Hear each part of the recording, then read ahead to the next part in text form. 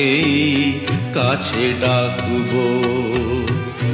চিরদিন তোমারই তো থাকবো। তুমি আমার, আমি তোমার,